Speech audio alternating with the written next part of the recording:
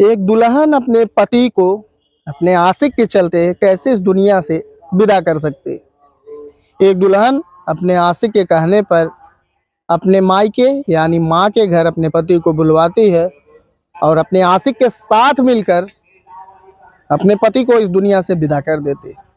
नमस्कार, मैं आशीष चौधरी। इस समय जो ये घटना मैं आपको बता रहा हूँ आपके दिल को झकझोर के रख देने वाली है। उत्तर प्रदेश के एक छोटे से ज़िले अंबेडकर नगर में एक ग्राम सभा है। उस ग्राम सभा में एक लड़का जो अरविंद नाम का हुआ करता था, अब वो लड़का इस दुनिया में नहीं है।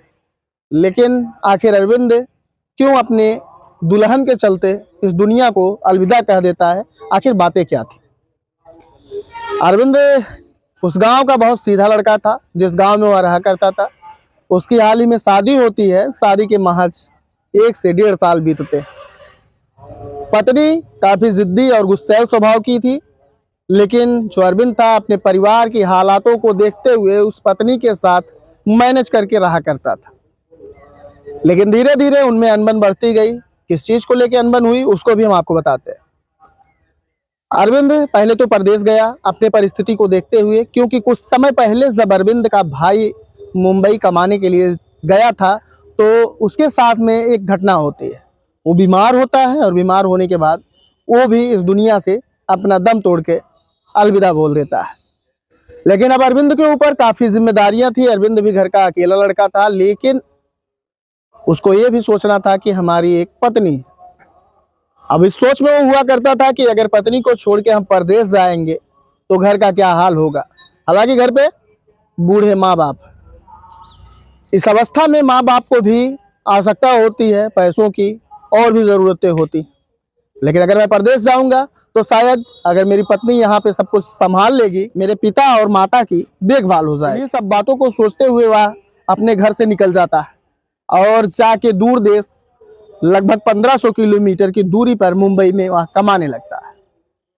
कमाते हुए धीरे धीरे उसका 1 साल बीतता है। उसी बीच में उसकी पत्नी कॉल करके उसे बुला लेती है कि घर आइए, मेरा मन नहीं लग रहा। हालांकि वह घर आता है।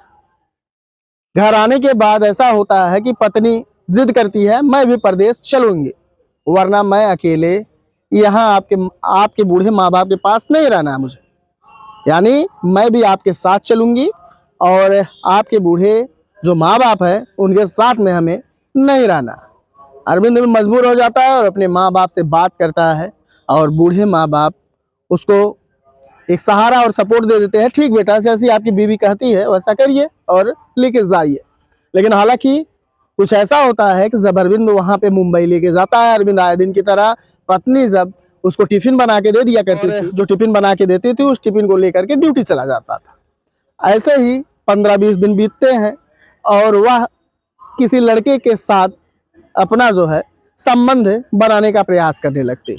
हालांकि ये जो कहानी है, ये जो स्टोरी है, इसी तरह से है, इस वजह से बताने में मुझे कोई समस्या नहीं हो रही है। हालांकि लोगों द्वारा यही बताया गया जब हमने एक इन्वेस्टिगेशन के दौरान उस स्थल पे गए जहां पर अरविंद का घर और परिवार रहा करता था। लेकिन जब अरविंद जब ड्यूटी चला जाता था और ड्यूटी से काफ़ी लेट आता था, उसे कभी तो कुछ मिलते थे कमरे में, कभी कुछ मिलते थे। इस वजह से वह अचंभित हो जाता था और वो सोचने लगता था कि मेरे ड्यूटी जाने के बाद यहाँ कुछ तो होता है ऐसा कि आखिर कुछ ना कुछ साक्ष्य हमको रूम पे आने के बाद मिलते हैं। तो एक दिन वह ड्यूटी के बहाने तो निकलता है, लेकिन ड्यूटी ना जा करके 1 घंटे में वह कमरे पे वापस आ जाता है। मुंबई में लोग जाते हैं कमाने के लिए तो अक्सर जो कमरे होते हैं, रूम होते हैं, वो भाड़े पे होते हैं, रेंट पे होते हैं। लेकिन वो रेंट के भाड़े में अपने पत्नी को रखता था और यही सपने के साथ रहता था कि मैं जो है अपने पत्नी के भी शौकों को पूरा करूंगा और मेरे जो गांव में बूढ़े माँ बाप में है उनके भी शौकों को पूरा करूंगा।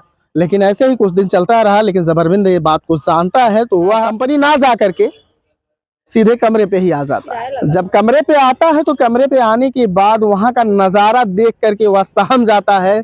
ऐसा मानो लगता था उसे कि मेरे पाँव से ज़मीन गायब हो गई है और मैं हवा में हूँ। क्यों ना कोई भी अगर अपने पत्नी को किसी आशिक के बाहों में देखे या फिर ऐसा कुछ देखे तो कहाँ से बर्दाश्त कर पाएगा।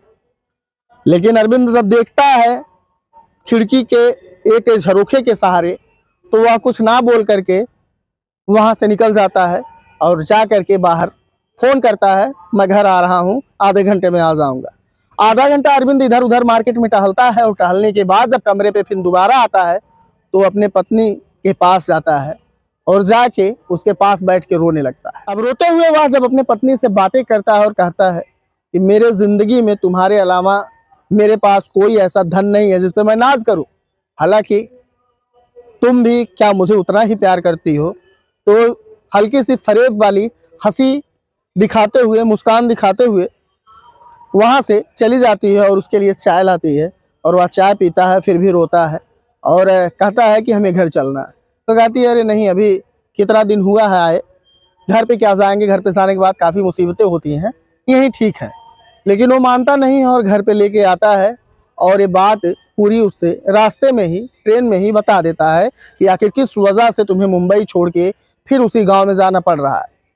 जब इन बातों को अरविंद अपने पत्नी से बताता है तो पत्नी गुस्सा करती है, कहती है ये बातें झूठी हैं। तो बोलता है मैंने अपनी आंखों से देखा था और ये जो साक्ष्य कई दिनों से मिल रहे थे मुझे, कभी मोजे मिल रहे थे घर में पुरुषों के, कभी कुछ मिल रहे थे, ये जो साक्ष्य थे ये प्रमाण दे देते थे कि हमारे कंपनी जाने के बाद में तुमसे मिलने या कोई और कुछ करने हमारे घर में आता है। जब ये सब सुनती है उसकी पत्नी तो अपने फरेब की दुकान से एक से एक अस्त्र निकालना शुरू करती है।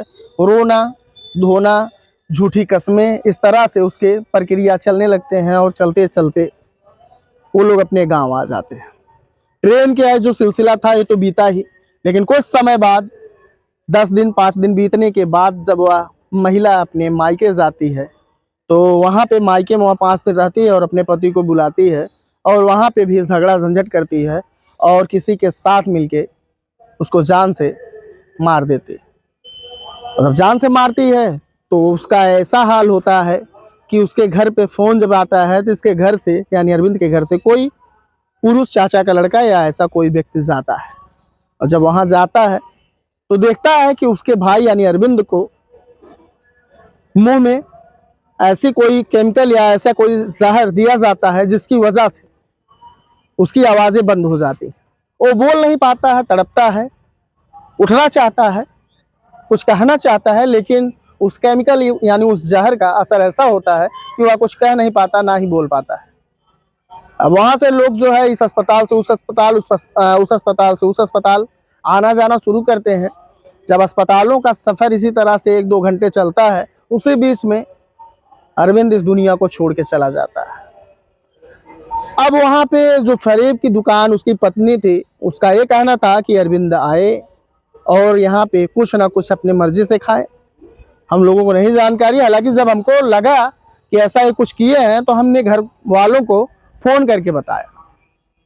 सोचने वाली बात तो यह है कि प्रेम में कोई इस तरह से कैसे गिर सकता है कि अपने पति के साथ ही ऐसा कर जाए। हालांकि अरविंद की बॉडी जो है पोस्टमार्टम के लिए जाती है, वहाँ भी कुछ बड़े खुलासे होते हैं। उस बड़े खुलासे के बाद में जब बॉडी अरविंद के घर पे आती है, उसका पार्थिव शरीर उसके घर पे आता है, तो माँ बाप तो वैसे ही रो के पागल हो जाते हैं। हालांकि उसी गांव के कुछ लोगों का कहना था कि अरविंद कुछ दोस्तों से बातें शेयर किया था कि मुंबई में उसके साथ में कुछ ऐसी घटना हुई थी, कुछ ऐसा हादसा हुआ था जिसकी वजह से वह पति पत्नी खुश नहीं रहा करते थे। अब यहाँ पे वो जो फरेब की दुकान यानी अरविंद की पत्नी थी, वो जब आती है अपने ससुराल उसी बीच में, तो गांव के लोग उसको घर में नहीं जाने देते। हालांकि यहाँ बड़ी ज़बरदस्ती एक दिन रहती है, लेकिन दूसरे दिन गांव के लोग ही उसको कहते हैं कि अपने मायके जाओ, वह मायके चली जाती है। इसी तरह से कुछ समय बीता और बीतने के बाद में आज भी नतीजा यही है कि अरविंद को अभी इंसाफ नहीं मिल पाया। हालांकि पुलिस के द्वारा घर वालों को ये सब बताया गया था कि अभी तहकीकात चल रही है। तहकीकात किस तरह से चल रही है, लेकिन सबसे ज़्यादा समाज में सोचने वाली बात तो यह है कि कोई व्यक्ति किस तरह से किसी के ऊपर भरोसा करे। अगर भरोसों का ये जो दौर है, इसमें जब इस तरह से व्यक्ति ही व्यक्ति को गुमराह करने लगे, एक पार्टनर अपने दूसरे पार्टनर को गुमराह करने लगे, तो आखिर सोचने का विषय तो ये बन जाता है कि आखिर कोई विश्वास कैसे करे। हालांकि जो अरविंद की सोच थी, लोगों के बताने के हिसाब से काफ़ी अच्छा लड़का था, बहुत सीधा था, लेकिन आज वो कहाँ है। और जो फरेब की दुकान उसकी पत्नी बताई जा रही है, आज वो कहाँ है। आपका इस स्टोरी के बारे में, जो क्राइम सीन थी, इसके बारे में क्या सोच है कमेंट के माध्यम से ज़रूर बताइएगा।